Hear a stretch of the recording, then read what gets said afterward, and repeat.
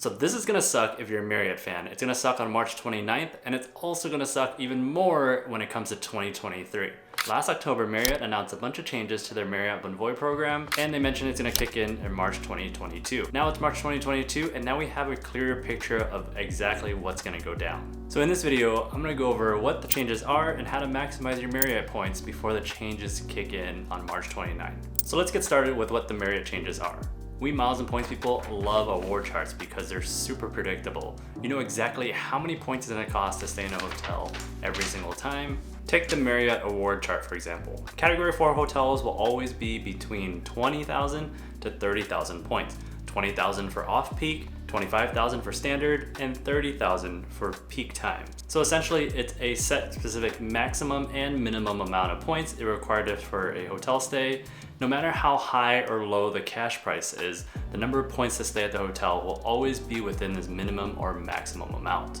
This is specifically useful if hotel prices are like sky high, like $1,000 a night, or sometimes even $2,000 a night, but the number of points required to stay at the hotel is bound by the minimum and maximum amount. It will never exceed this maximum amount of points to stay at the hotel. So take, for example, a category 4 hotel. If the nights are $1,000 a night or $2,000, even $10,000 a night, you'll never ever use more points than 30,000 points a night for that category 4 Marriott hotel. So that's why we like award charts. Award charts are great, but Marriott is ditching their award chart and going to dynamic pricing. So dynamic pricing is where the points price for the hotel will dynamically adjust depending on the cash rate of the hotel. The cash rate for the hotel goes up, the cost of the points to stay at the hotel will also increase as well.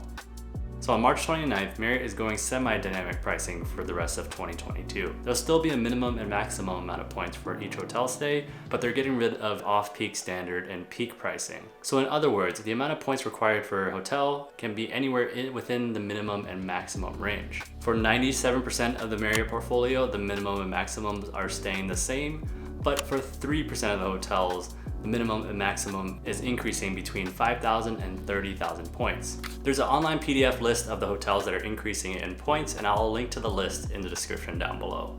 But that's just for the rest of 2022. Remember I said it's gonna suck even more in 2023?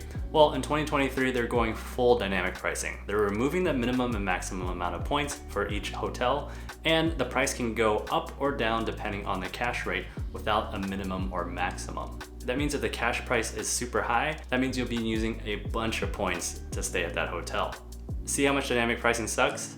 Well, that leads me to the topic of what should you do with your Marriott points if you have a bunch of Marriott points right now. So how should you maximize your Marriott points before these changes kick in? 4 words: burn your Marriott points. But seriously, you should redeem as many Marriott points as you can before March 29th and lock in the current rates. Points bookings are typically pretty generous when it comes to cancellation or rebookings. If you change your mind, cancel your reservation and get your points redeposited. If the rate goes down later, depending on the cancellation policy, you can just cancel it, get your points redeposited, and rebook it at the lower rate. Just make sure you double check the cancellation policy before you book or cancel any reservation. So that's what's happening to Marriott on March 29th and beyond. Comment below and let me know what you think about these changes. If you found this video helpful, remember to hit the like and subscribe button down below, and comment below if you have any questions.